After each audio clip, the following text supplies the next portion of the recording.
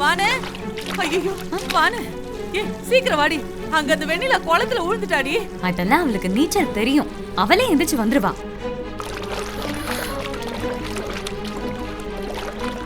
நல்ல வேலை நான் குளத்துல இறங்கல, விழுந்திருந்தா அழுக்கெல்லாம் ஏன் மேல ஒட்டி இருக்கும். எப்படியோ நான் தப்பிச்சிட்டேன்.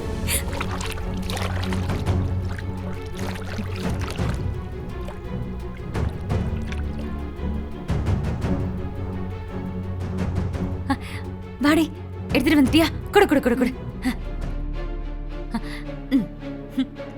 போலாமா? வா. அம்மா, பூஜை நல்லபடியா முடிஞ்சுமா? அம்மா, இந்த அம்மன் சிலையை எடுத்துக்கிட்டு தோல்ல சுமந்துக்கிட்டு வீட்டுல கொண்டு போய் சேர்க்கணுமா?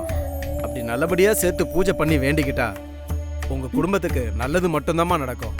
இப்ப இருக்கிற மாதிரியே குடும்பம் எப்பவுமே ஒற்றுமையா இருக்குமா? சரிங்க சாமி. ஒரு முக்கியமான விஷயமா, சிலையை கொண்டு போய் சேர்க்கிற வரைக்கும் கீழே இறக்கி நீ வைக்கவே கூடாது. வேற யாரும் உங்ககிட்ட இருந்து மாத்தி சுமக்கவும் கூடாது. வீடு வரைக்கும் நீங்க தாம்மா தோல்ல சுமக்கணும். அப்பதாம்மா நீங்க நினைச்சது நடக்கும். அதெல்லாம் நான் தூக்கிட்டு போயிடுவேன் சாமி. நீங்க ஆக வேண்டிய வேலையை பாருங்க. நான் அதுக்காக சொல்லலம்மா. இந்த அம்மனை சாதாரணமா நினைக்காதீங்க. ரொம்ப சக்தி வாய்ந்த அம்மனுமா.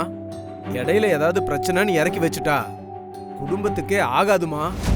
சாமி, அதான் நான் தூக்கிடுவேன்னு சொல்றேன்ல, நான் பாத்துக்கிறேன்.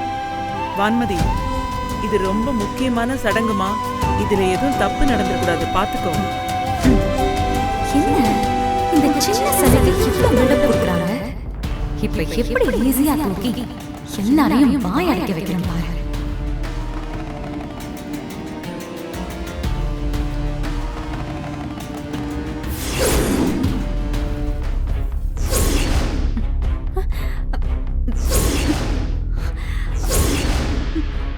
என்னாச்சுமா? ஒண்ணும் இல்ல மாமா, கை வலிக்குது. இதோ இப்ப தூக்கிடுவேன்.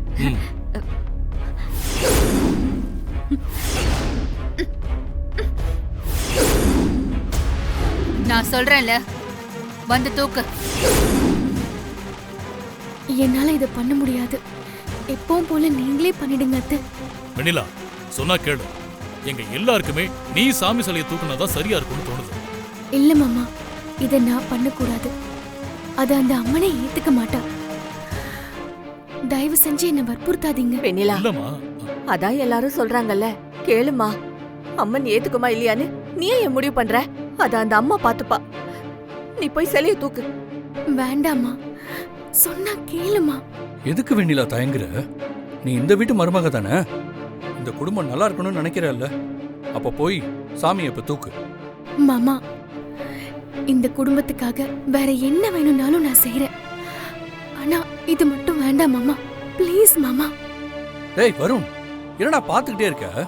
உன் பொண்டாட்டி தானே அவ, நீ சொன்னா கேப்பால, சொல்றா. அவதான் பண்ண முடியாதுன்னு சொல்றாள்ல, அப்புறம் ஏன் ஃபோர்ஸ் பண்றீங்க? வழக்கம் போல அம்மாவே சடங்க பண்ணட்டும்.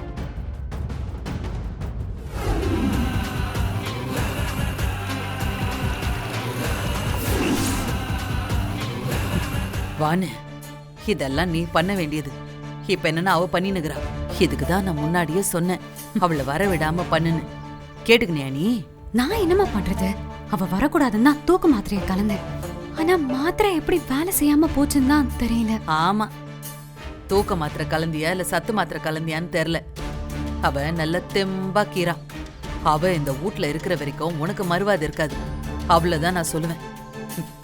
வெண்ணிலா, நான் அவ்வளவு சொல்லியும் நீ முன்னாடி வந்து நின்னுட்டல, உன்னை என்ன பண்றேன்னு பாரு.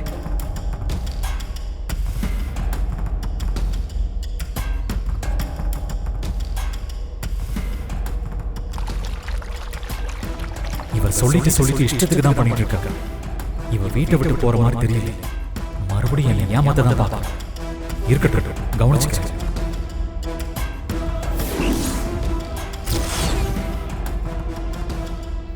மா, அங்க பாரு, அவ தடுமாற ஆரம்பிச்சிட்டா.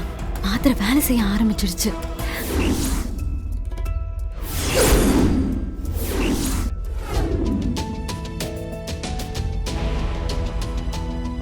வெண்ணிலா, வெண்ணிலா, வெண்ணிலா, கண்ணை தர வெண்ணிலா.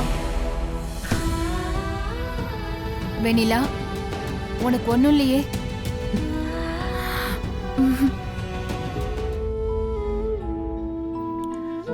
வெண்ணிலா, எப்படி உன் கால்ல ரத்தம் வந்துச்சு? என்னன்னு தெரியல அத்தை. அம்மன் சிலைய தூக்கி தோள்ல வச்சதுல இருந்து ஒரே தூக்கமா கண்ணை சொருகிடுச்சு.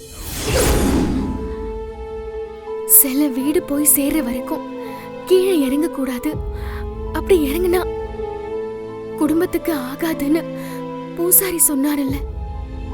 அதான் எப்படியாவது சிலைய பத்திரமா வீட்டுல கொண்டு வந்து சேர்த்துறணும்னு கீழே கிடந்த முள்ளல நானே என் காலை குத்திக்கிட்டேன்.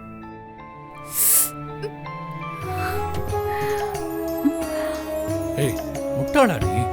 தூக்கம் வந்தா சிலையை இறக்கிருக்கலாம், இல்லைன்னா வேற யாருக்கிட்டையாவது கொடுத்துருக்கலாம். அதுக்கு போய் இப்படியா பண்ணுவ? உனக்கு ஏதாவது ஆயிருந்தா என்ன பண்றது? இல்ல மாமா, எனக்கு என்ன விட இந்த குடும்பம் தான் முக்கியம்.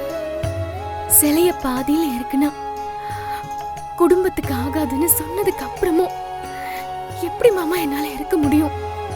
அதான் வலிய தாங்கிக்கிட்டேன்.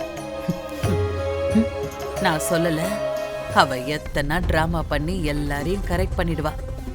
நீதான் ஒவ்வொரு தபையும் ஏமாந்து போயினுகிற. நீ இந்த குடும்பத்து மேல இவ்ளோ பாசமும் மரியாதையும் வச்சிருக்கிறத பார்த்தா ரொம்ப பெருமையா இருக்குமா. ஒவ்வொரு முறையும் உன்னை பார்த்தா இந்த வீட்டுக்கு மருமகளா செலக்ட் பண்ணது சரின்னு நிரூபிச்சிட்டு இருக்க.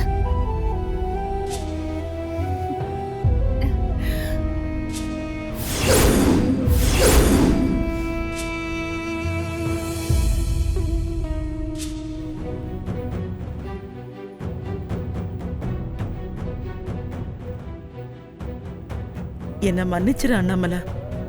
நீ எடுக்கிற முடிவு எப்பவுமே சரியாதான் இருக்கும். நான் தான் தேவையில்லாம வான்மதி வருத்தப்படுவாளேன்னு பொறுப்பை அவகிட்ட கொடுக்க சொன்னேன்.